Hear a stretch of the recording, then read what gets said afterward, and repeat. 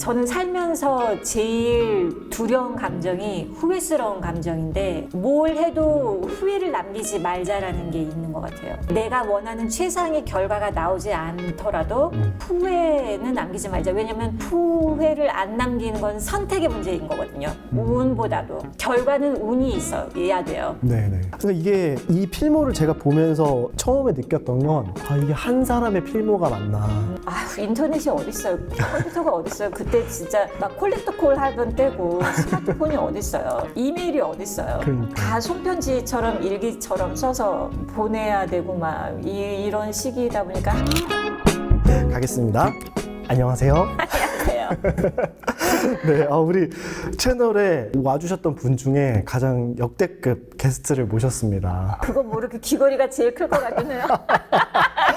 그런데요? 진짜. 어느 누구도 저보다 큰 귀걸이를 하고 오지 않을 것 같아요. 그런데 앞으로도. 맞아요. 말씀하시니까 너무 자연스러워가지고 저기 아무 인지 못하고 있었는데. 제가 센 게 잘 어울려요. 센 화장, 센 액세서리 이런 게 잘 어울려요. 네. 왜 이런 게 잘 어울리시는지 아마 우리 구독자분들은 이제 좀 있으면 이해하실 것 같고요. 혹시 간단하게 소개 한번 부탁드려도 될까요? 안녕하세요. 예전에 발레 좀 했었고 이제는 배우로 활동을 하다가 또 작년에는 영화 감독으로 데뷔를 하고 또 올해도 영화를 만들 계획에 있는 강예나입니다. 반갑습니다. 와, 감사합니다. 진짜 이렇게 귀하신 분을 이렇게 저희 팟캐스트에 초대해서 너무 영광이고요. 지금 되게 짧게 제가 소개를 해달라고 부탁을 드렸는데 사실 예나님의 이력이 엄청나게 어마어마하고 그래서 이걸 본인한테 설명해달라고 하는 게 제가 오히려 부끄러울 것 같아서 제가 대신 이력을 좀 쭉 읽도록 하겠습니다.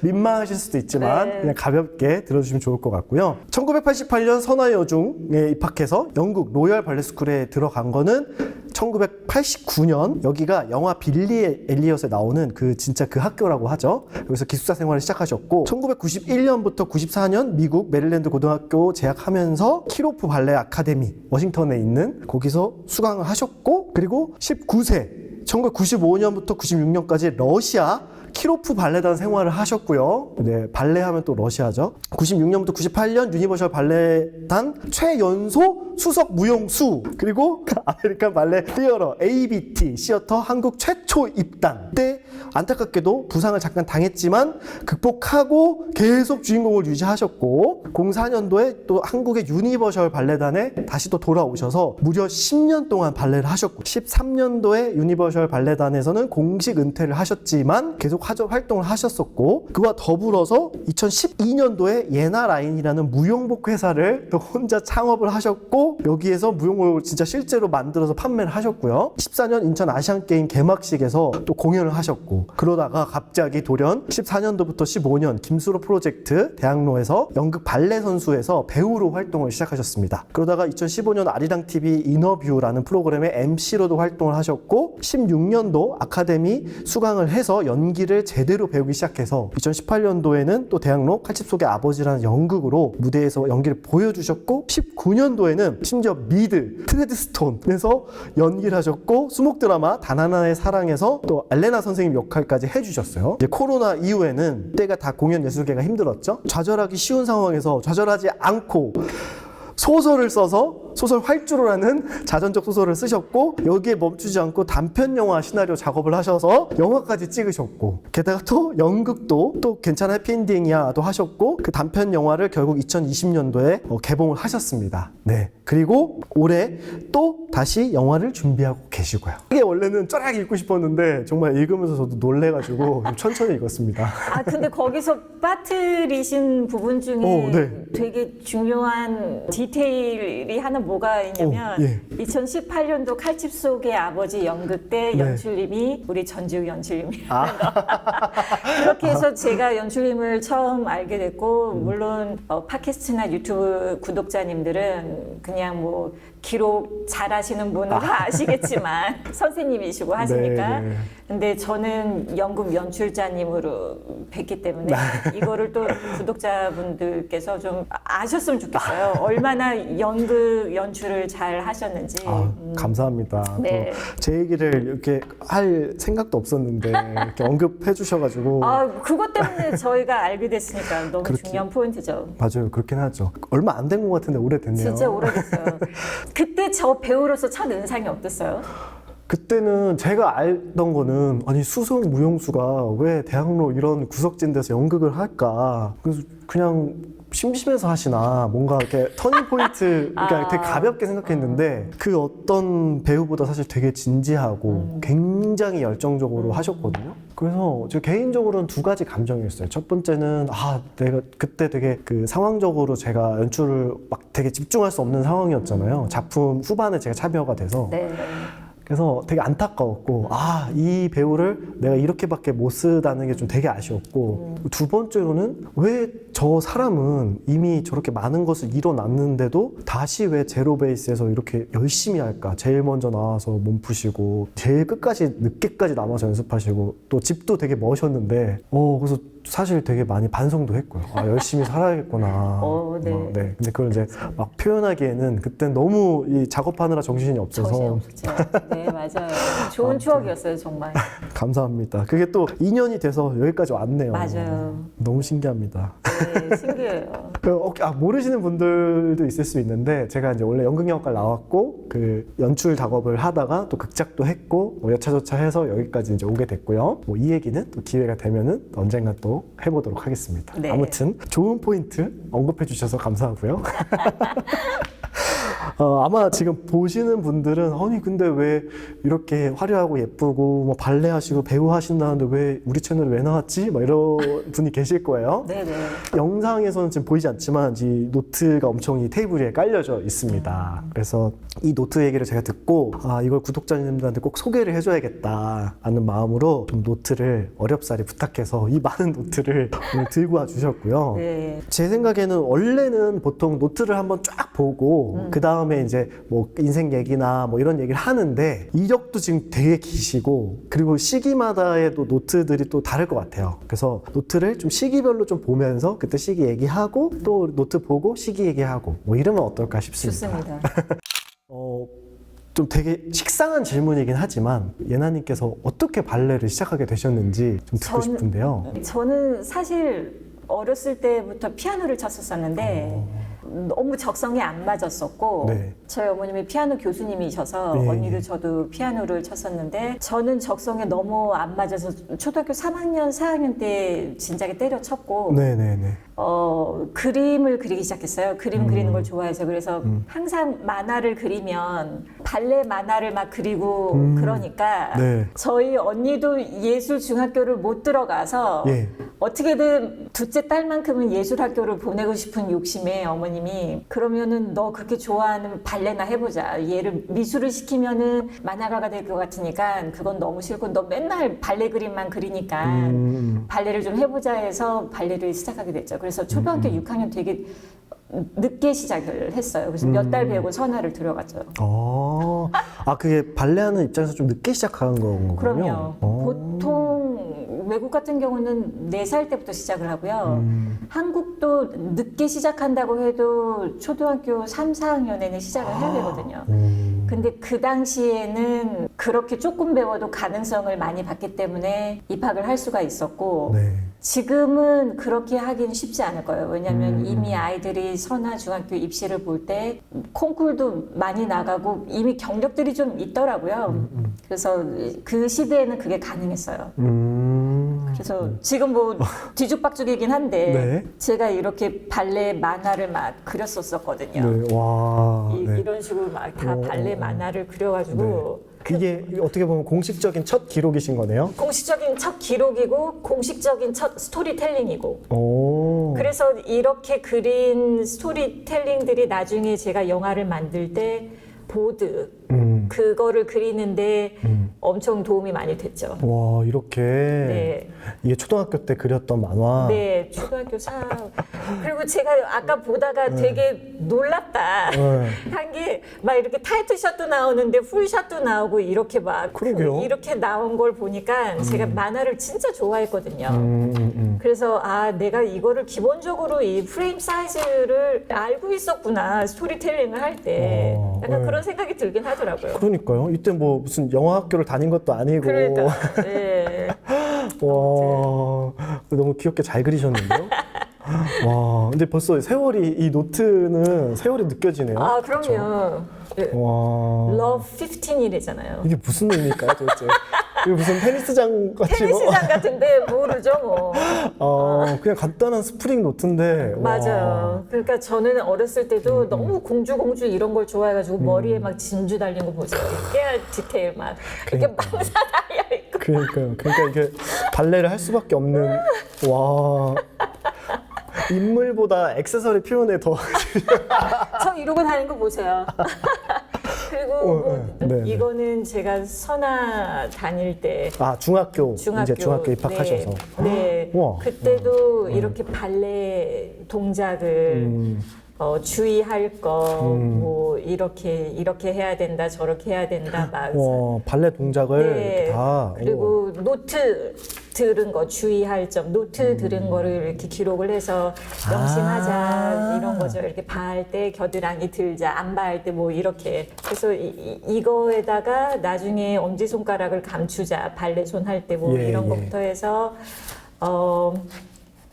그날 뭘 먹었는지. 이렇게 초콜릿 같은 거 이렇게 선생님이 가감 없이 막 살찐다고 체크해 놓으신 거잖아요. 지금 떨어지긴 했는데 아이고, 예, 이렇게 어머, 와. 그러면 그렇게 해서 피아노에서 갑자기 돌연 발레로 전향을 네. 하셔서 중학교 입학하셨는데, 근데 이게 예술중학교 입학해서 국내에 계셔도 되는데 갑자기 영국으로 가셨어요. 이게 어떻게 된 일이죠? 그 당시 제 선화 발레 총 그 부장님께서 영국 분이셨는데 예, 예. 그분이 아이를 낳으러 영국으로 돌아가셨어요. 그때 제 사진을 영국 로얄 발레 스쿨의 데임 멀팍이라는 정말 전설적인 발레리나가 계신데 네. 그분한테 사진을 보여주고 그분께서 되게 뭐 좋다.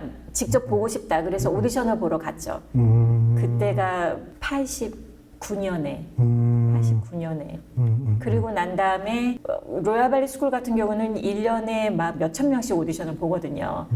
근데 3명 됐는데 그중에 제가 1명 뽑혀서 저는 1차, 2차 오디션을 이미 놓쳐서 네. 스킵을 하고 3차만 보러 갔었거든요. 그래서 그때 덜컥 붙어서 그냥 가게 된 거죠. 와. 아니, 그렇게 3차 파이널 한 번만 보시고 바로. 네. 와. 네. 근데 여기가 로얄 발레 스쿨이 진짜 영화 빌리 엘리엇에 나오는 그 발레 스쿨인 거죠? 맞아요. 빌리 엘리엇이 들어가고 싶어서 엄청 연습을 많이 하고 막 거기 나오는 오디션 씬이 있는데 상당히 비슷해요. 그리고 그 당시에 89년도였는데도 가서 그냥 실기를 뭐 무용을 어떻게 추나 이것만 보는 게 아니고 실제로 뼈 엑스레이를 다 찍어요. 팔 엑스레이를 다 찍고 종아리 길이, 뼈 길이 재고 허벅지 뼈 길이 재고 이렇게 해서 아이들 몸을 추렸고 그리고 꼭 부모님들 특히 어머니 같이 들어오라고 해서 어머님이 살이 찌는 체질인지 아닌지 이런 것도 다 봤어요. 어머니를 봐야 이제 이게 네네. 나중에 성장하면 어떻게 되는지 보이니까. 네. 근데 와. 요즘은 그것뿐만이 아니고 뭐 워낙에 이제 과학적으로 의학적으로도 발전이 됐기 때문에 무용수들이 발레단을 옮길 때 너 그때 시즌에 뭐 부상 있었잖아. 그럼 이 MRI 사진 갖다 줘. CT 갖다 줘. 이런 식으로 다 내부까지 보고선 스카웃을 하고 그러죠. 스포츠랑 좀 비슷해지는 것 같아요. 그렇네요. 그렇게 보면. 제가 재밌었던 부분은 이때 나이가 이제 10대 초반이잖아요. 중학생. 네, 만 13살. 네. 근데 13살짜리 여자아이가 외국에서 살아야 되는 상황인 거잖아요. 네. 근데 그거에 대한 두려움 없으셨어요? 기숙사에서 살기 때문에 너무 안전하다고 생각을 했고 너무 나는 발레리나가 될 거야라는 목표가 너무너무 뚜렷했기 때문에 가기 전에는 설레어하고 막 그랬는데 가서 너무너무 힘들었죠. 왜냐하면 시대가 너무 다른 시대였잖아요. 우리나라 대한민국의 그 네임 밸류가 브랜드 파워가 그렇게 셀 때도 아니었고. 그렇죠. 네. 아휴, 인터넷이 어딨어요. 컴퓨터가 어딨어요. 그때 진짜 막 콜렉터 콜 하던 때고 스마트폰이 어딨어요. 이메일이 어딨어요. 그러니까. 다 손편지처럼 일기처럼 써서 보내야 되고 막 이런 시기다 보니까 한 달에 한 번씩 엄마랑 통화하고 막 이런 시기다 보니까 그때 엄청 향수병으로 고생했던 것 같아요. 제가 발레를 하면서 느꼈던 그런 분노와 슬픔과 좌절은 영국에서 제가 한 2년 정도 있었었는데 그런 다음에 학교를 옮겼는데 그 어린 나이에 그걸 다 깨우쳤던 것 같아요, 저는. 오, 사춘기에 벌써 네, 이미 질풍노도의 시기를 그때 너무너무 겪었죠. 대단하십니다. 지금도 사람들이 막 인종차별 이런 얘기 하는데 그때는 얼마나 더 심했겠어요. 그러니까요. 네. 근데 이게 또 파이널로만 들어온 사람이라 뭔가 시기나 질투 뭐 이런 그런 것도 있고 기본적으로 시기 질투를 할 만큼 저를 대단하게 생각도 안 했어요. 아. 저도 너무너무 항상 기죽어 있고 막 이래가지고 그리고 제가 가서 1년 사이에 키가 11cm가 컸거든요. 1년 사이에요? 네. 그러니까 뼈대는 길어지는데 근육이 그만큼 같이 형성이 안 돼서 발레를 그때 제일 못했을 때예요. 막 그냥 걷다가도 막 뒹굴러서 넘어지고 막 이러니까 마치 기린이 처음 태어나면 못 걷고서 막 이렇게 걷잖아요. 제가 그 정도로 코디네이션이 다 깨져 있었어요.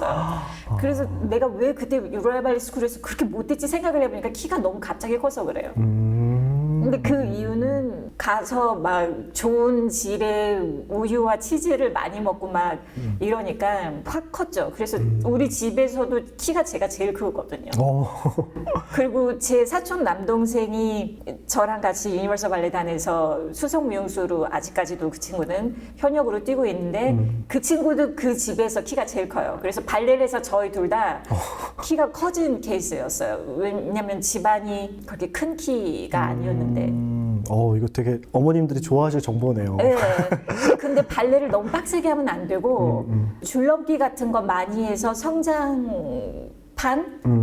호르몬이 좀 이렇게 자극이 되게 이렇게 하는 게 좋은 것 같아요.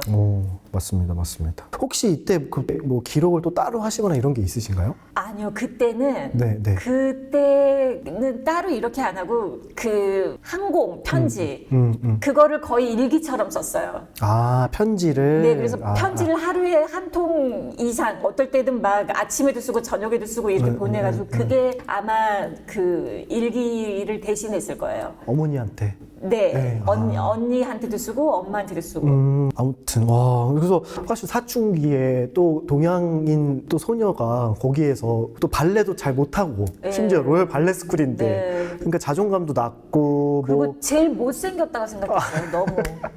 너무 막 코도 납작하고 막 얼굴도 동그랗고 막 이런데 얘네들은 진짜 인형처럼 눈도 막 커가지고 막 유리알처럼 새파랗고 막 이러니까 정말 그때 나는 왜 이렇게 못생겼을까 막 나는 머리숱이 왜 이렇게 많을까 왜 검을까 하면서 되게 힘들었었어요 그때. 근데 보통 그렇게 힘들면 이제 SOS를 치잖아요. 나 못하겠다. 네네. 그냥 집으로 돌아갈래. 한국 가서 할래. 근데 왜 안 그러셨어요? 왜냐면 제가 막 로얄 발레 스쿨에서 방황하고 있을 때 워싱턴의 키로프 아카데미라고 러시아 발레단, 마린스키 발레단 선생님들이 아예 미국의 학교를 차린 것처럼 엄청 좋은 학교가 생겼고 거기에 오디션을 보게 돼서 거기서도 바로 학기 중간에 또 학교를 옮겼어요. 빨리 와라. 빨리 와서 너는 빨리 트레이닝을 다시 해야 된다 해서 그래서 완전 방황하기 직전에 탁 이렇게 학교를 옮기게 된 거예요. 너무 천만다행으로. 운이 좋았네요. 네네. 이게 그 혹시 모르시는 분들이 있을 수도 있으니까 이 미국의 키로프 발레 아카데미가 어떤 정도의 그런 수준인가요? 그러니까 뭐 그 당시에 제가 2회 졸업생이었는데 2회가 네. 3회 졸업생이었는데 그 상당히 오랫동안 해외 발레단에 있는 수석 무용수들을 많이 배출해낸 아주 훌륭한 학교였어요. 워싱턴의 가장 큰 학교가 워싱턴 발레 스쿨과 큐어프 아카데미가 있었는데 근데 아쉽게도 큐어프 아카데미는 몇 년 전에 폐교가 됐고 최근에? 네, 최근에. 그래서 지금 그 전통을 이어가지 못하지만 그 당시에는 너무너무 훌륭한 학교였어요.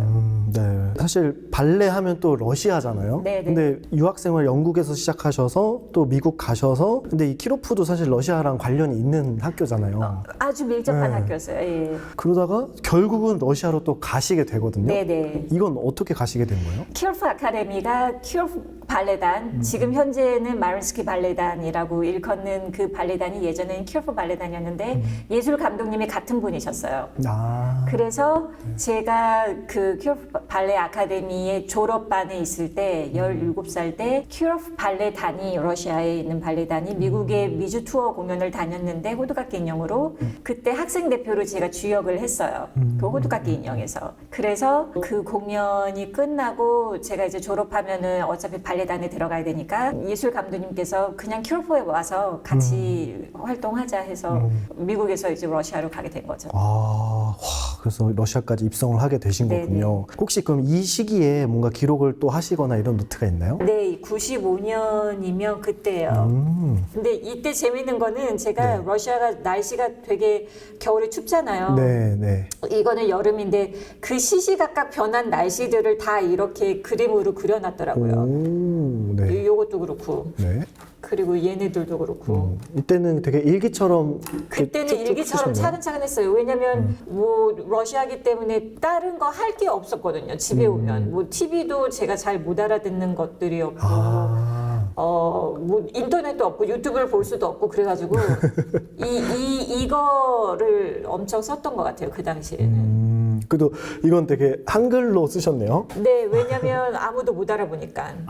오히려 네네. 외국이니까. 네네. 이런 또 장점이 있네요. 네네. 그리고 이때는 진짜 일기처럼 써서 네. 이때 글씨체가 제일 예뻐요. 이제 보실 글씨체를 보면은 대략 난감이 보여요. 굉장히 깔끔하게 썼잖아요. 네, 이렇게. 되게. 그리고 라인이 없는데도 굉장히 일렬로 이렇게 잘 썼는데 얘는 뭐 라인이 지금 있지만 그러게요. 없는 것도 있고 이렇게 시시각각 변하는 되게- 날씨들도 해놓고. 그러게요. 노트가 라인과 무지가 계속 교차되네요. 네네네. 이런 노트도 있구나. 네. 그 옛날에는 맞아 이렇게 자물쇠 지금도 팔긴 하는데 이렇게 자물쇠 해가지고 맞아요. 잠글 수 있게. 네, 맞아요. 사실 이거 마음 먹으면 다 뜯을 수 있는데 다 뜯을 수 있죠. 근데도 이게 참 네. 잘 팔리던 시절이 있었어요. 그럼요. 잘 팔리던 시절이 있었죠. 와 이렇게. 네. 그때 진짜 정말 할 게 없으니까 어떻게 할 게 보면. 없으니까. 그리고 저는 그때에도 항상 노트를 펼치면 제 사인을 이렇게 해놨었어요. 왜냐면 그러게요. 나는 발레 스타가 될 거니까. 확실하셨네요. 진짜 확신. 나는 발레 스타니까. 그래서 앞으로 사인을 많이 해줄 거야. 막 연습을 이러면서 해야 돼. 연습해야 돼. 어떻게 보면 이때는 좀 안정적으로 발레에 계속 집중을 하는 시기였네요. 잘 나갈 때죠. 오히려 그 전에 고생을 먼저 미리 다 하고. 네. 그렇군요. 그러다가 이제 러시아 키로프 발레단 생활을 끝내고 이제 한국으로 드디어 본격적으로 이제 입성을 하셔서 네. 유니버설 발레단 최연소 네. 수석 무용수이시거든요. 네네. 이게 근데 최연소가 전 되게 깜짝 놀랐는데 원래는 보통 몇 세 정도? 그러니까 어떤 분들이 수석 무용수를 하시길래 최연소가 되신 거예요? 그러니까 보통 수석 무용수가 빨리 되는 경우는 뭐 24, 5살 되면 굉장히 빨리 된 거죠. 네. 보통 어떤 분들은 발레단 들어가서 막 10년 걸리는 분도 계시고 15년 걸리는 분도 아예 못 되는 경우들도 많은데 저 같은 경우는 첫 번째 백조용수 전막을 제가 19살 때 유니버설 발레단이랑 했기 때문에 그때 제가 러시아에 있었을 때 유니버설 발레단이 대만 투어 공연을 가는데 네. 주역 한 분이 임신이 되셔서 네. 못 가게 되셨어요. 아. 그래서 유니버설 발레단의 지금까지 단장님이 모누스 단장님이신데 단장님이 러시아에 있는 저한테 백조를 해야 되니 네가 와서 게스트로 좀 뛰어라. 기회를 네, 주셔서 네, 네. 제가 19살 때 대만에서 처음 백주요수를 하게 되고 그 다음 해에 아예 정식으로 솔리스트로 입단을 하고 네. 1년 만에 프린시플로 바로 승급이 된 거예요. 그러면 이때 나이가 21살. 와, 그럼 보통 나이 진짜 몇 년이 빠르신 거네요, 진짜. 네네. 제가 일반인으로서 되게 궁금했던 사소한 질문인데요. 그 수성무용수는 어떻게 해야 되는 거예요? 수성무용수는 일단 발레단에 입단을 해서 여러 평가를 거쳐서 당연히 승급이 되는 건데 네. 거기는 이제 동료 무용수들의 여론 또 굉장히 저는 중요하다고 생각하고 동료 무용수들이 인정을 해줘야만 네. 위에서도 올려줄 수가 있는 거기 때문에 그리고 그 수석이 되기 전에 코드 발레 군무로 들어오면은 이렇게 솔리스트 역 같은 거를 이렇게 기회를 좀 주죠.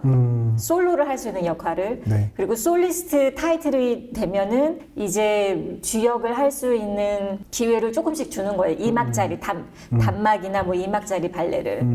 그리고 솔리스트면서 대작을 이렇게 시켜본 다음에 아 얘는 진짜 프린시플 뭐 수석무용수급이야. 그러면은 승급이 되는 거죠. 그럼 그게 되게 궁금한 건 승급이 된다라는 걸 결정하는 무슨 그거는 특징이 있나요? 단장님과 발레 마스터들의 결정인 거죠. 음. 평가죠, 평가. 네네. 그 선생님들께서 이제 협의를 해서 이 네네. 친구는 수석 무용수로 우리가 진급을 하는 거군요. 어떻게 네네. 보면. 근데 이거를 21살 때 이 네. 타이틀을 얻으신 거군요. 네, 진짜 그러니까 대단해요. 21살 때 주역을 하는 무용수들은 종종 있어요. 왜냐면 호두깎이 인형이라든지 뭐 작은 발레를 기회를 주는 차원에서 할 수는 있는데 정식 명칭이 수석 무용수로 붙는 경우는 굉장히 드물죠. 근데 지금 수석 무용수를 하신 분을 제가 앞에서 뵙고 있으니까 이게 그 여담이긴 하지만 제가 동네 무용학원에서 발레를 취미로 알죠. 네, 배우고 있는데 올해는 못 하고 있어요. 작년까지 네. 정말 열심히 했는데 맞아요.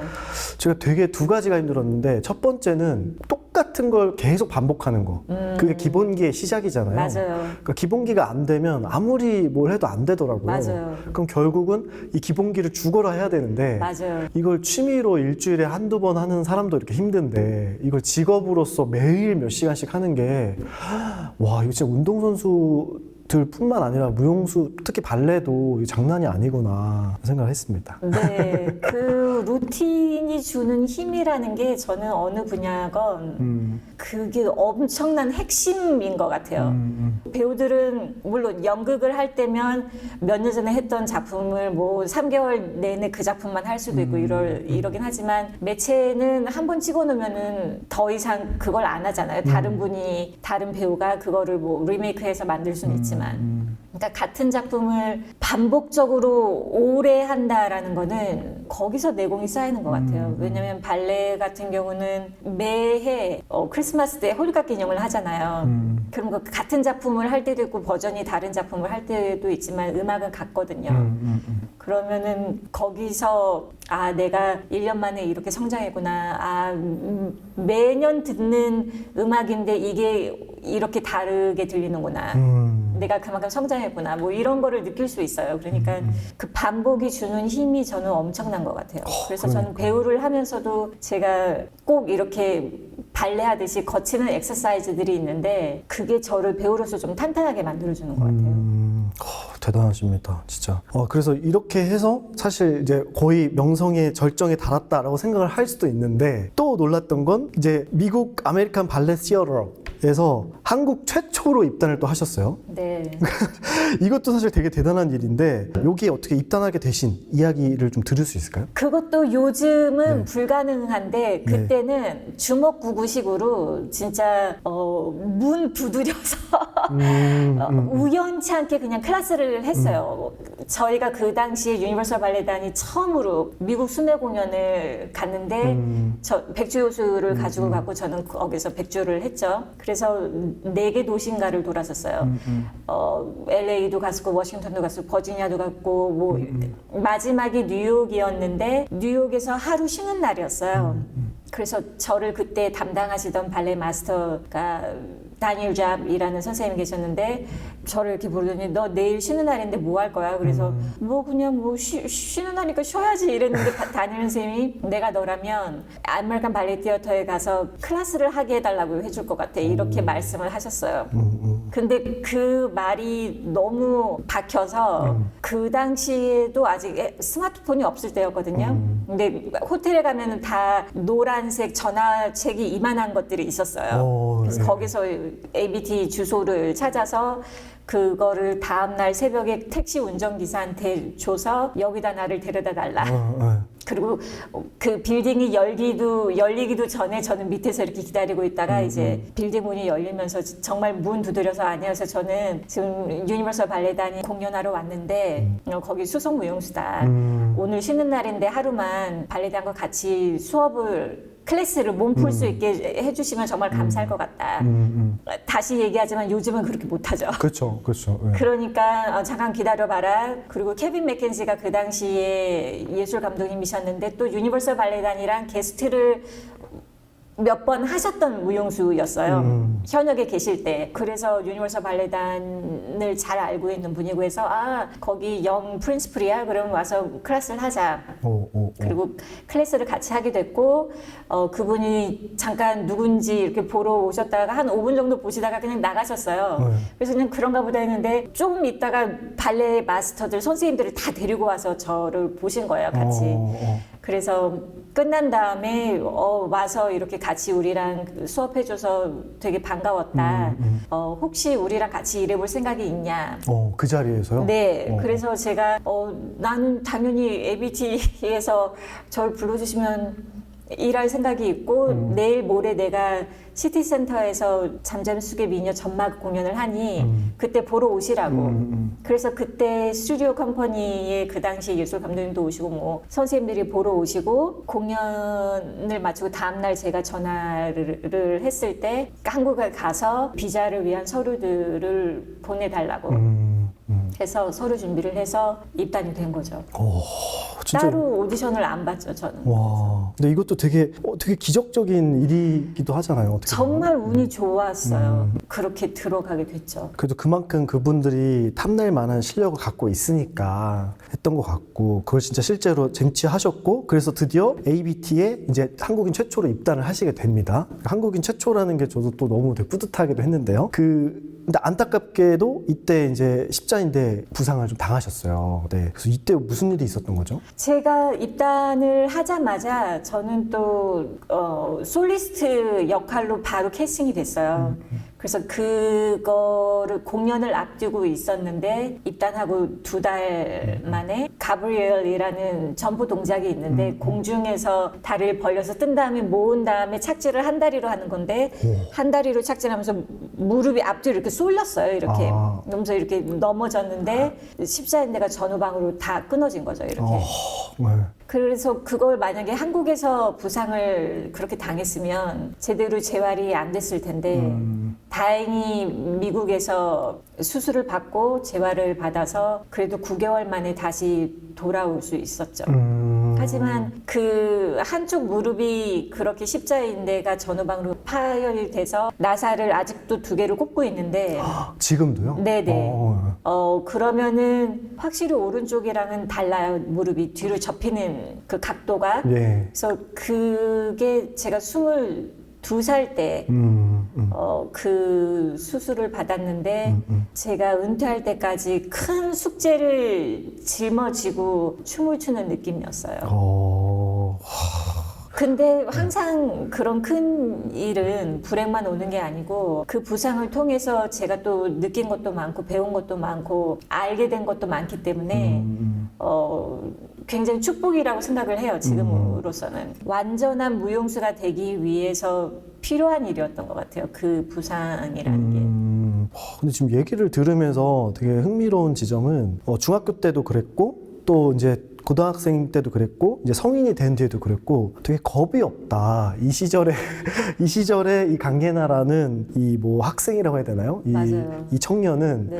겁 없이 되게 중학생인데도 혼자 가고 왜냐면 스마트폰, 인터넷, 뭐 이메일 이런 거 아무것도 없던 시절이고 진짜 누가 길 가다가 납치해도 정말 뭐 모를 그런 시기잖아요, 정말. 제가 가장 지금 뒤돌아봤을 때 놀라운 점은 제가 러시아에 살았을 때가 94년에서 96년까지 있었었는데 그때 막 러시아가 소련에서 러시아로 사회주의 체제가 막 바뀌던 맞아요. 찰나였어요. 얼마나 사회적으로 불안정해요. 네. 외국 사람들은 달러 갖고 있으니까 더 표적이 될 수도 있고.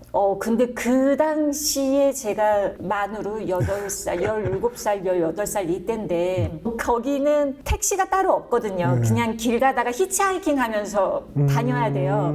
그럼 길 가다가 잡는 차가 뭐 연쇄 살인마인지 아닌지 뭐 알 길이 없어요, 그냥. 진짜. 그러고선 2년 정도를 러시아에서 무탈하게 살았다는 게 저는 하늘이 도왔다. 그러니까요. 진짜 그런 생각이 들어요. 부상을 당하셨잖아요. 그러면 사실은 되게 큰 일인데 그럼요. 지금도 되게 편하게 덤덤하게 말씀하시지만 이게 무용수로서 이 십자인대 전후방 파열이라는 게 어마어마한 일인데도 그럼요. 근데도 뭐 그때 뭐 좌절하거나 나 그만둬야겠다 뭐 이런 생각은 안 하셨죠? 좌절이야 엄청 했죠. 막 뉴욕 서브웨이는 우리나라처럼 이렇게 안전 장치 없잖아요. 네. 재활받고선 집에 가려고 이제 지하철에 저쪽에서 기차가 이렇게 들어오는 거를, 전철이 이렇게 들어오는 거를 보면 그냥 여기서 뛰어내릴까 생각도 많이 했었어요. 그냥 여기서 뛰어내리기만 하면 되는데 막 그런 생각도 많이 했는데 어떻게 보면 좀 화가 났던 것 같아요. 그만둬도 내 의지로 그만둬야지 이런 부상으로 어쩔 수 없이 그만두게끔 내가 내버려두지 않는다 이 생각이 있었던 것 같아요. 와, 그러니까요. 이게 되게 겁도 없고 뭔가 이 강한 또 야망도 있고 대단하십니다. 하여튼 그래서 결국은 극복을 하셨고 그렇게 계속 활동을 하시다가 다시 이제 또 한국에 돌아오셔서 한국에서 또 10년 동안 네. 발레 활동을 하셨어요. 네네. 혹시 뭐 이 시기, 20대 요 시기에는 기록을 어떻게 하신 게 있나요?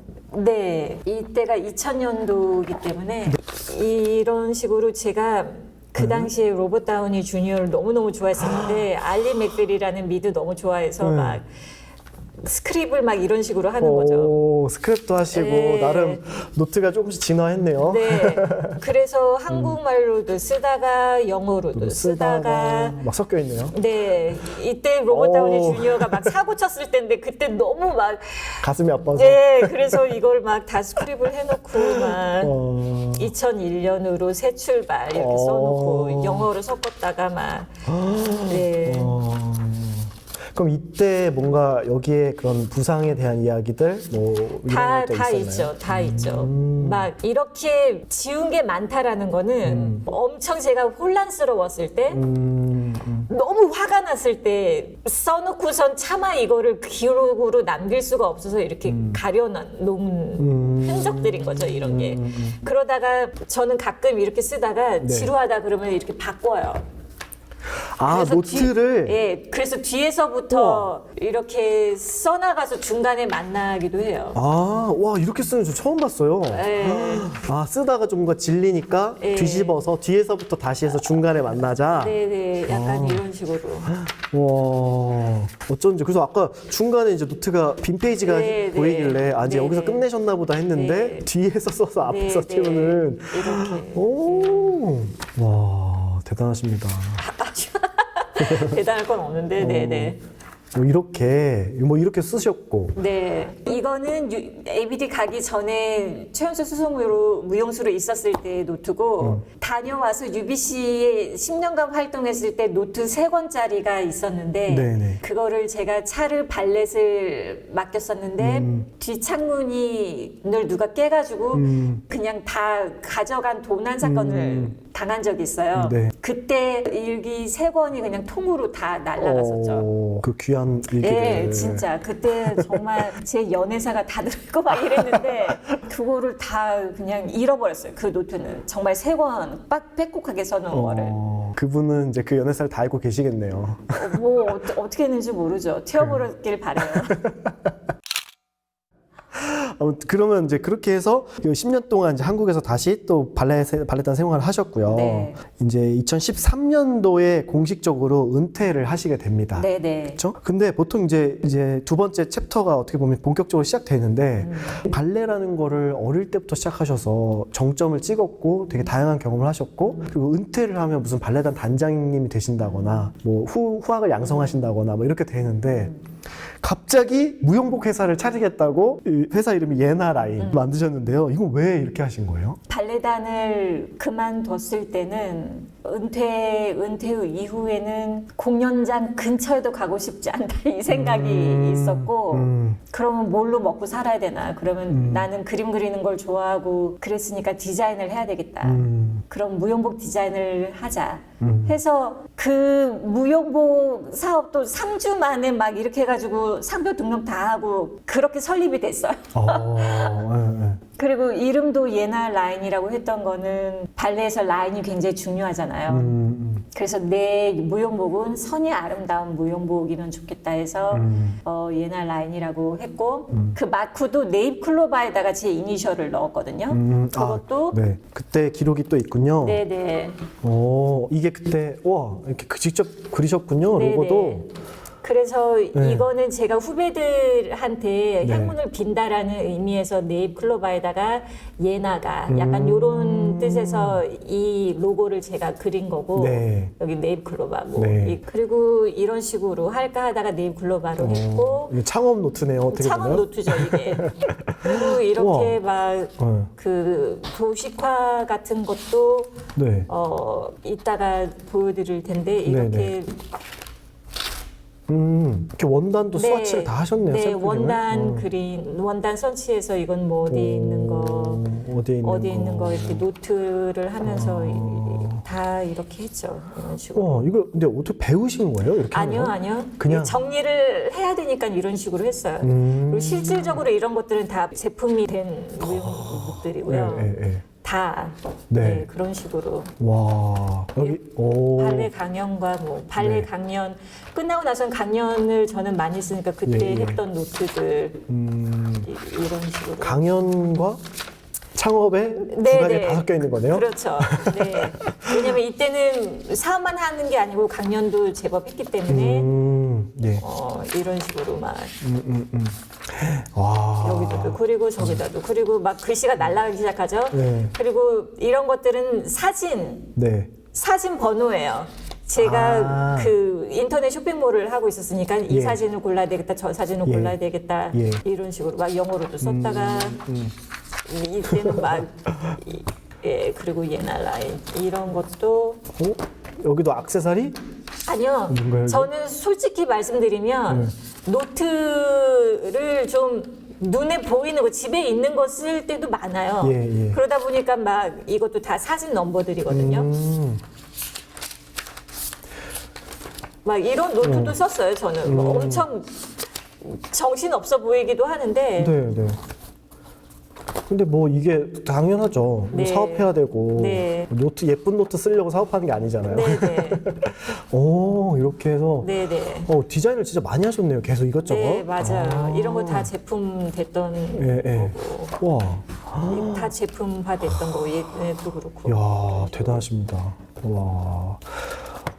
30대 후반에 평생 발레만 했던 사람이 갑자기 사업을 한다는 게 쉽지가 너무 쉽지가 않고 그야말로 온실안에 꽃처럼 이렇게 자라다가 이때 현실을 제대로 맞닥뜨렸죠. 그래서 세무소 가가지고 번호표 뽑는 것도 모르고 그런 거를 처음 해보니까 상표 등록 이런 걸 어떻게 해야 되는지도 모르고 막 야, 진짜 일반인들은 내 나이대가 되면 기본적으로 알아야 되는 거를 난 정말 일도 모르는구나. 이때 너무 현실을 제대로 봤고 제가 도식화를 그려서 그때 공장 세 군데다가 옷들을 맡겼었는데 그러면 거기 사장님이랑도 엄청 막 싸울 땐 싸워야 돼요. 그 사장님들은 얼마나 장사의 귀신들이에요. 그러니까 그쵸. 코 베어가지 않으려면 막 저도 막 디맨드를 해야 되고 막 그리고 그때 제가 느꼈던 그 현실의 냉혹함 이걸 그때 알았기 때문에 이게 나중에 제가 배우하는데 엄청 도움이 됐어요. 제가 이 시기가 없었으면 배우 생활을 할 때 너무 멘붕 왔을 것 같은데 이때 현실을 좀 알았기 때문에 용기를 낼 수 있었어요. 연기를 하는데. 어떻게 보면 37살, 이때 30대 후반에 처음으로 세상을 이제 만난 거네요. 네. 무대 밖을. 네. 그 자연스럽게 지금 얘기를 해주셨는데 사업가에서 갑자기 또 배우로 활동을 이제 전향을 하기 시작하십니다. 그래서 그게 어떤 계기가 있나요? 은퇴하기 1년 반 전부터 예날 라인을 설립을 해서 같이 활동을 했었었는데 은퇴를 한 뒤에는 사업만 했죠. 네. 가르치는 뭐 다른 학원에서 가르치면서 생계를 또 유지를 해야 되니까 그래서 은퇴하고 1년 뒤에 영화 감독 장진 감독님께서 네.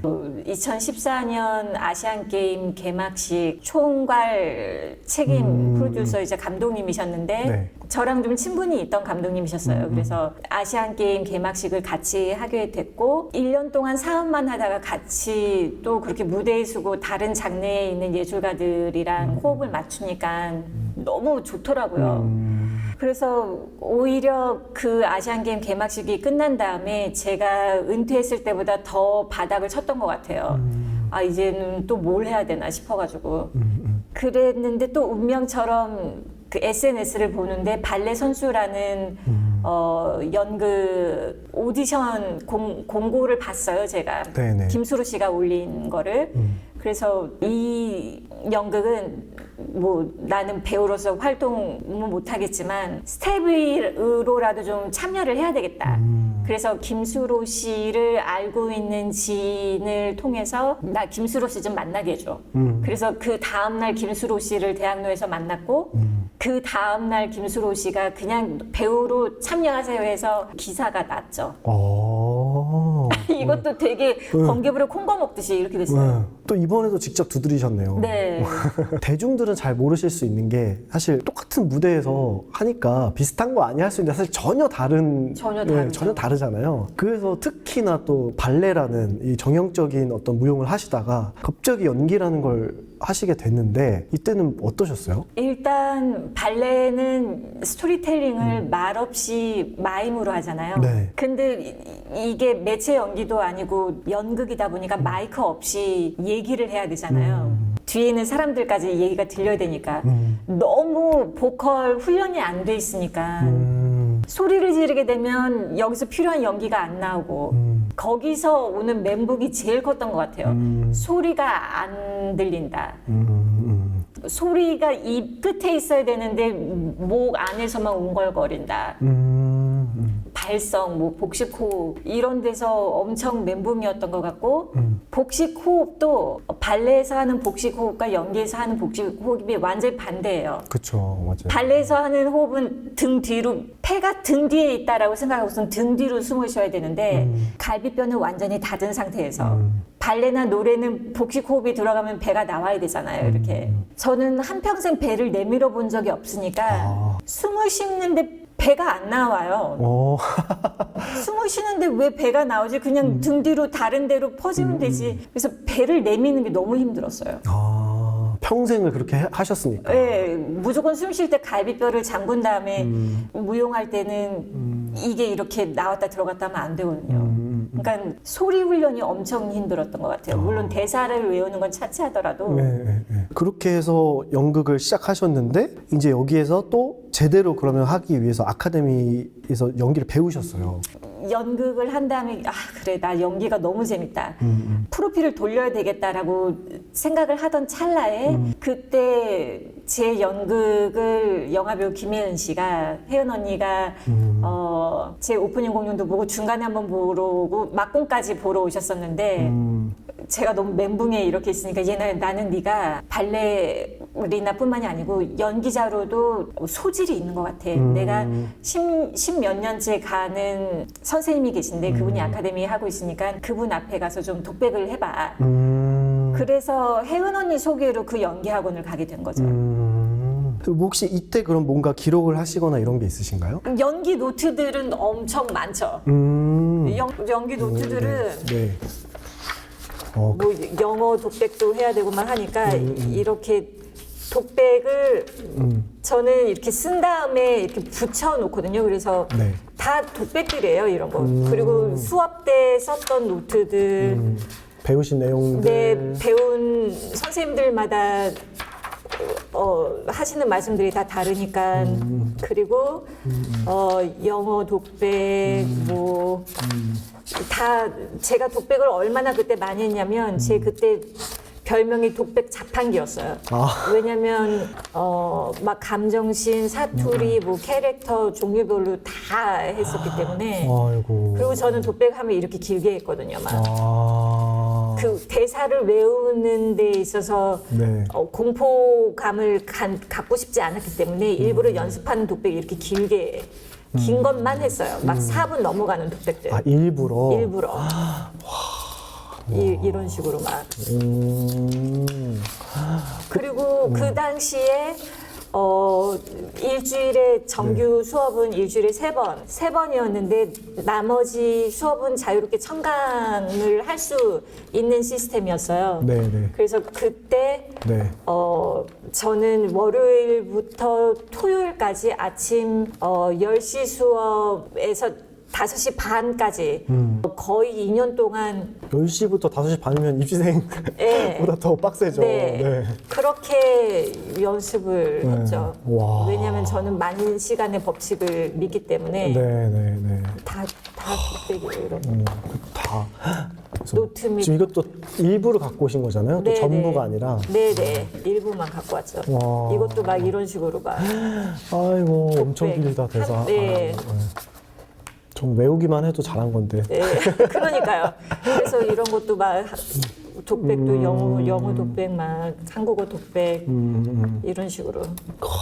대단하십니다. 그러니까 이게 이 필모를 제가 보면서 처음에 느꼈던 건 이게 한 사람의 필모가 맞나. 왜냐면 너무 원래 보통 발레로 시작해서 뭔가 발레 정점을 찍고 뭔가 뭐 부상을 당하고 위기를 극복해서 뭐 발레를 후학을 양성해서 행복하게 살았답니다. 뭐 이렇게 얘기가 이렇게 끝나야 되는데 갑자기 또 발레에서 무용복 사업을 했다가 우연히 또 연기를 하게 됐고 그걸 또 계속 열심히 배워서 전문적으로 연기를 하겠다. 막 이렇게 되니까 너무 장르를 계속 벗어나시는 거예요. 그 에어리어를. 근데 보통은 이렇게 벗어나기 힘들거든요. 자기 전공이나 자기 바운더리를 벗어나기 굉장히 힘든데 이때 연기로 이렇게 전향하실 때 또 뭐 걱정은 없으셨어요? 이미 나이가 사실은 이미 30대가 넘어가셨고 이제 40대에 들어가고 있는 상황이었거든요. 저는 이게 다른 거라고 생각 안 하고 연장선이라는 생각을 제일 많이 했어요. 내가 아티스트로 성장하기 위한 과정. 연장이다.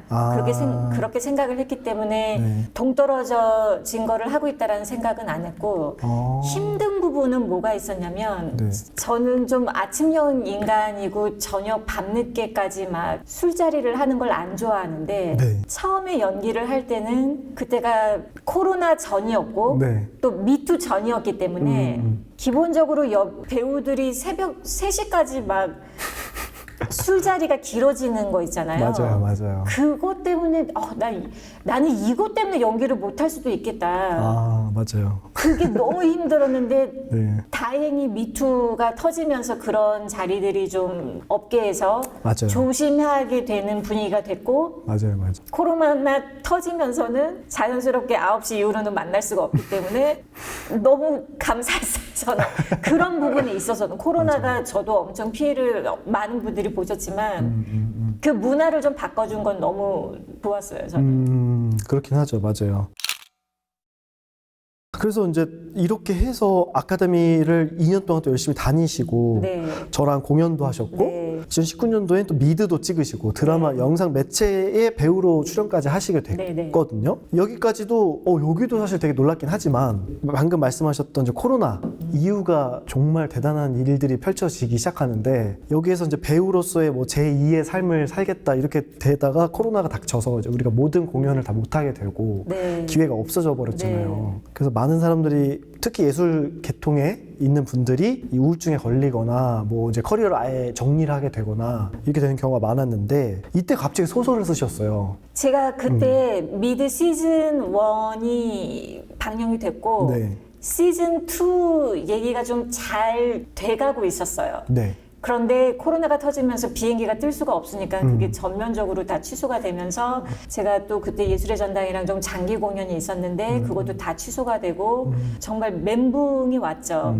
그래서 이 시기에 어떻게 시간을 좀 잘 활용할 수 있을까. 근데 저는 은퇴를 하고 나서도 막 제가 발레 시절에 얘기들 있었던 일들을 생각하고 막 레미네슨 하는 거를 극도로 싫어했는데 발레 얘기를 좀 정리를 한번 해야 되겠다. 근데 이거를 너무 자서전처럼 엮으면은 너무 많은 사람들의 이름이 거론이 돼야 되고 나도 상처받았지만 그들도 상처가 될 수도 있는 거고 그렇죠. 너무 적나라하게 이 상처를 살펴봐야 되니까 픽션 스타일로 소설로 만들어서 써야 되겠다.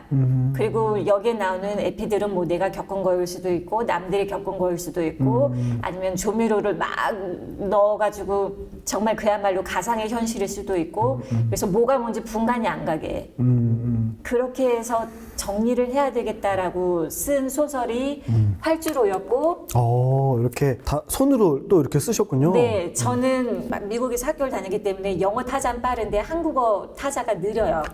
그래서 제 생각을 이 타자가 못 따라가요. 그래서 일단은 1권부터 4권 일단은 이렇게 이렇게 한국 그 핸드라이팅으로 이렇게 썼고 쓰다 보니까 이 2권을 넘어갔고 네. 그리고 3권도 이렇게 넘어가고 그러다 보니까 모자라서 4권까지 이렇게 쓰게 된 거죠. 그리고 난 다음에 이것만 쓰는 게 3주 정도 걸렸어요. 이 네 권을요? 네. 우와. 네. 그리고 이거를 타자로 파일화 시키는데 2주 걸리고. 그리고 난 다음에 물론 조금씩 또 수정이 되는 부분이 있었지만 어쨌든 이거는 3주 걸렸어요. 그래서 마지막에 3권을 보시면 네. 제 주인공의 타임라인이 네. 여기에도 예나 라인이 있네요. 네네네. 그리고 또 사인. 네네. 이거는 그러니까요. 어릴 때부터 네네. 성인이 될 때까지 변화가 없네요. 네네. 이 9월로 되어 있잖아요. 네. 그 설인이라는 여자 주인공 캐릭터가 나중에 어떤 작품을 배워가지고 공연을 올리는데 그 타임라인을 주인공처럼 다 적어놓은 거예요. 그래서 한 주역 무용수가 어떤 작품을 무대에 올리기까지의 그 발레단 스케줄이랑 똑같이 결정을 해서 스토리를 쓴 거죠. 이거는 진짜 그 실제 그 업계에 일해본 사람만 알 수 있는 거잖아요. 그럼요. 네네. 그래서 이 소설을 제 후배 몇 명이 한두 명이 발레단에 있는 후배들이 봤는데 나중에는 다큐 같다고 그랬어요. 왜냐하면 너무 현실에 고증이 잘 된 얘기이기 때문에. 근데 이게 또 되게 여기서 재밌는 지점은 그렇게 해서 소설을 출판한 게 아니라 이 소설이 결국은 단편 영화 시나리오로 바뀌거든요. 네. 왜 이렇게 바꾸신 거예요? 이 소설을 재밌게 본 제 지인분이 계셨는데 네. 그분이 나빌레라를 너무 재밌게 보셨어요. 나빌레라가 굉장히 유명한 발레 웹툰이잖아요. 그리고 네네. 나중에 드라마도 됐고 맞아요. 네. 그래서 이 소설도 제2의 나빌레라처럼 좀 웹툰화 시키면 재밌을 것 같다. 본인께서 좀 도와주고 싶다 해서 웹툰 쪽을 좀 알아봤는데 얘기가 안 됐어요. 진행이 안 됐어요. 너무 현실의 벽이 커가지고. 그래서 얘를 어떻게 할까 했는데 그 당시 제 연기 선생님께서 그냥 초저예산으로 조금 이거 일부만 단편으로라도 좀 찍어보세요. 어차피 지금 많이 할 거 없으니까.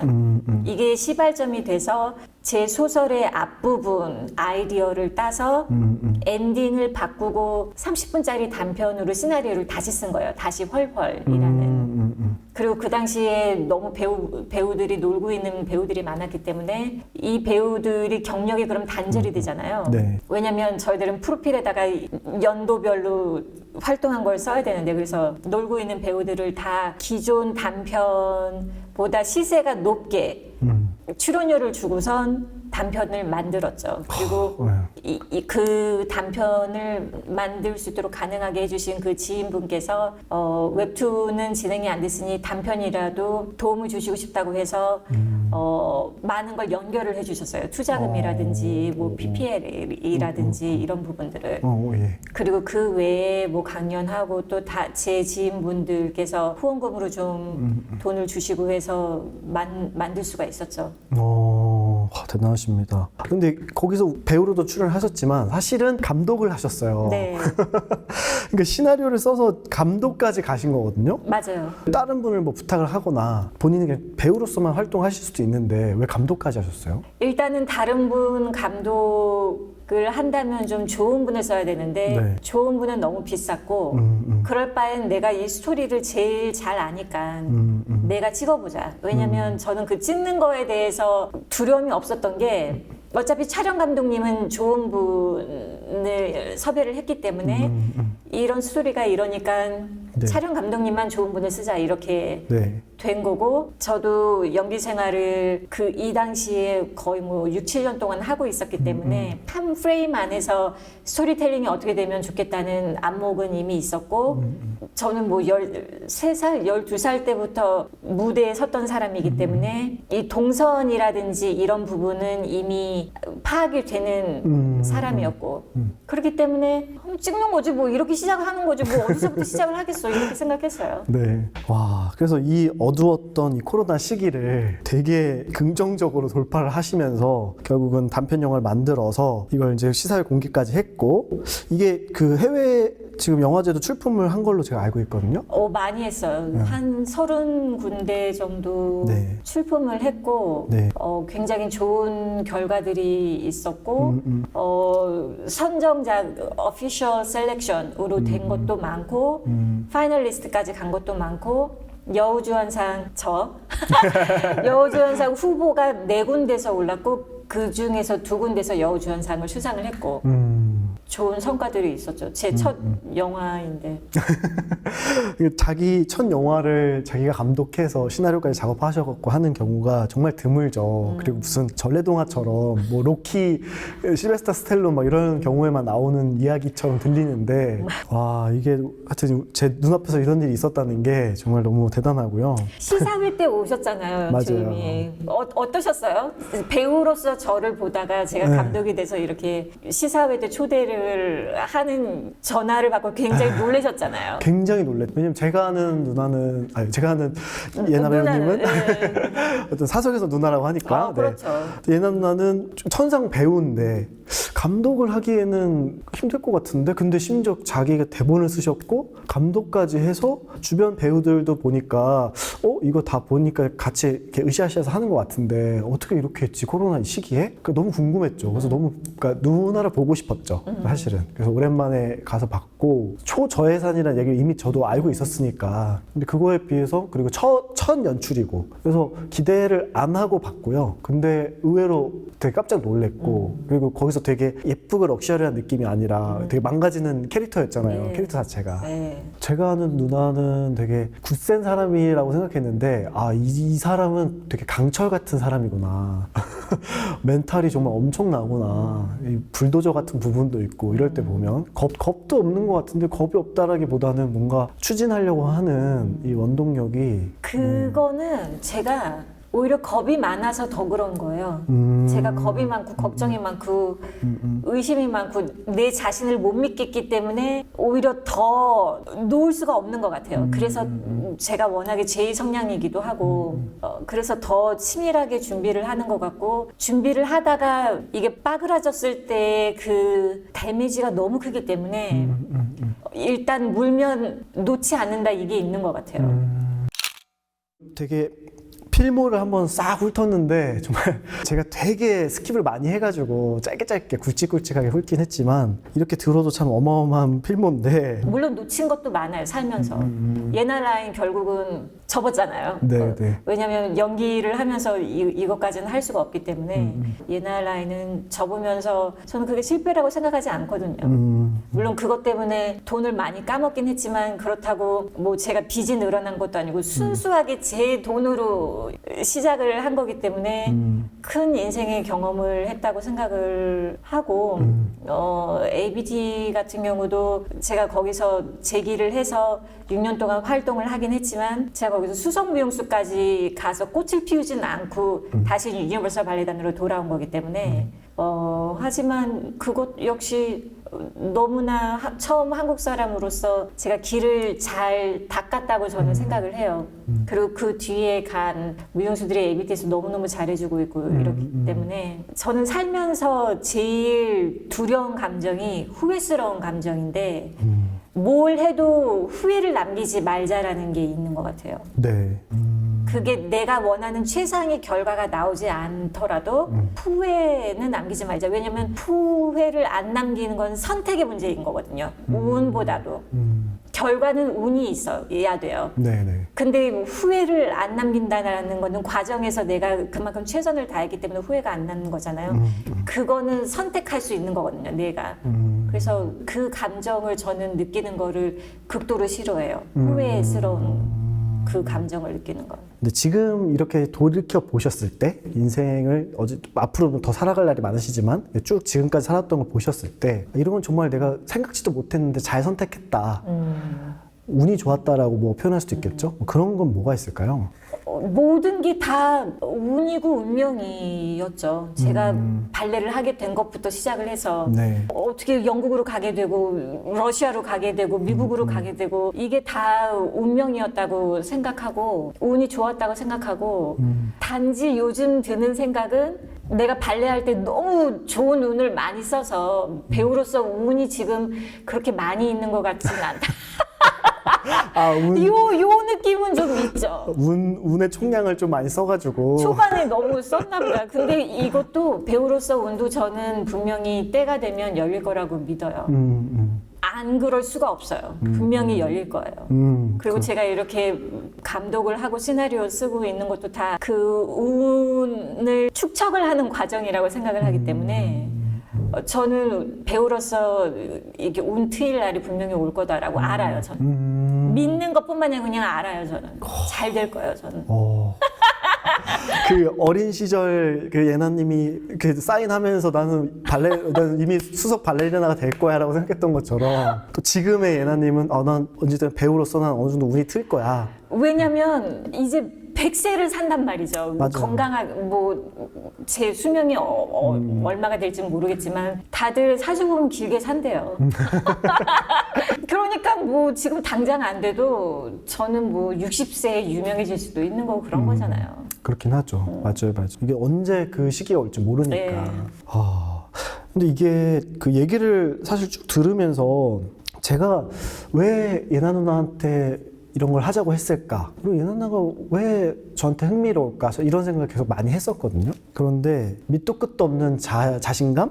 이건 또 아닌 것 같고. 그렇다고 멘탈이 너무 강해? 뭐 이것도 아닌 것 같고. 맞아요. 왜냐면 항상 누나를 보면 뭔가 걱정하시고 미리 준비하시고 이 사람 자체는 어떻게 보면 되게 발레를 오랫동안 하셨으니까 세상과 소통하는데 되게 순진하기도 했고 선천적으로 막 강한 사람이 아니고 거친 사람도 아니고 되게 연약하고 화초 같은 사람인데 근데 이 사람이 했던 일들을 보면 굉장히 도전적인 일들만 하셨거든요. 그래서 본인을 어떻게 생각하세요? 되게 난 도전적인 사람이야 아니면 뭐 나는 되게 뭐 연약한 사람이야 뭐 이렇게 생각하시는 게 있으세요? 확실한 건 제가 외강 내유의 끝판왕을 보여주는 것 같아요. 전 겉으로 보면은 되게 강해 보이잖아요. 화장도 막 강하게 하고 이런 것도 강하게 하고 막 이러는데 그게 뭐 제가 약한 거를 감추기 위해서 그런 것 같지는 않고 저는 좀 화려한 거에 호기심이 많은 것 같아요. 그게 막 허영심이 많아가지고 나도 막 이런 거보다 저는 반짝거리는 걸 좋아해요. 반짝거리는 걸 좋아해서 왜 반짝일까에 대한 호기심이 있어요. 근데 그 반짝거림이라는 게 막 스포트라이트를 받아서 막 화려한 드레스를 입고 이런 게 아니고 정말 진중한 사람들 있잖아요. 내공이 꽉 찬 사람들 보면 반짝거리잖아요. 빛이 나잖아요. 저는 그런 빛에 대한 호기심이 있는 것 같아요.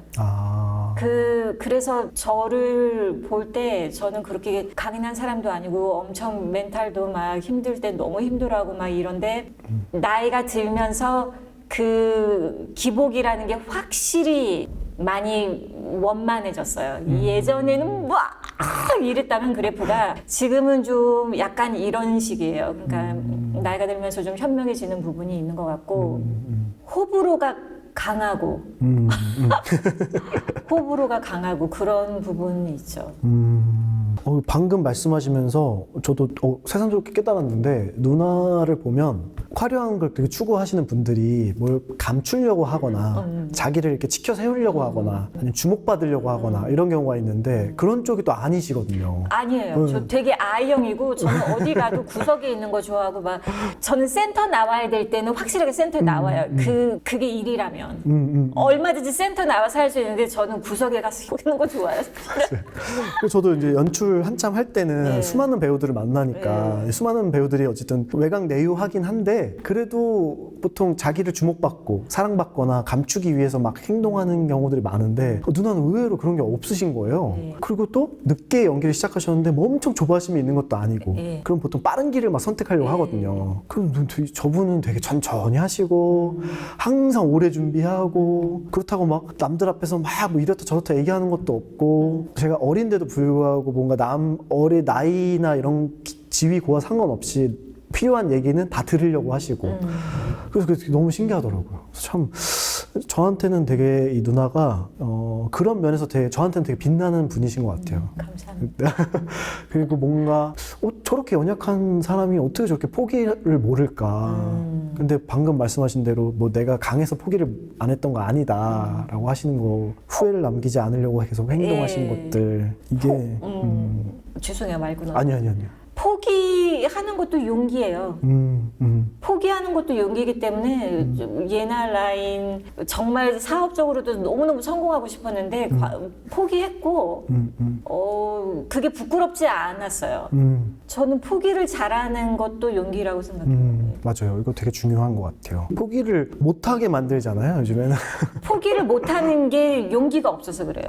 예. 그렇죠. 맞아요. 이거를 놓으면 큰일 날 것 같이 막 그 불안감에 포기를 못해서 불행한 관계를 유지하는 경우도 있고 자기가 너무 싫어하는 일을 못 놓는 경우도 있고 이렇잖아요.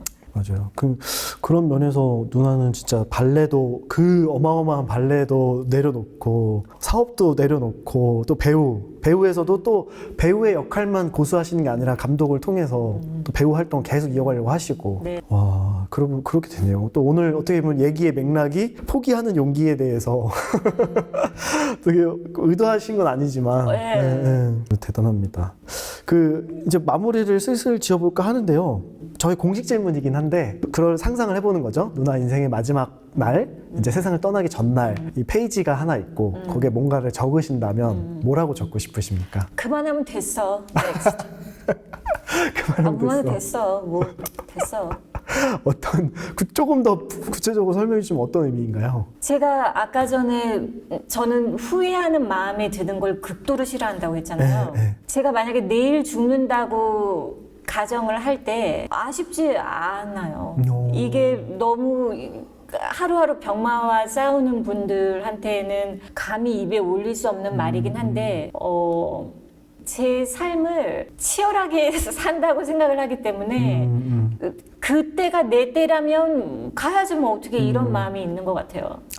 조금 더 그때 뭐 할 걸, 조금 내가 왜 그때 그렇게 살지 못했을까 이런 생각이 안 들어요.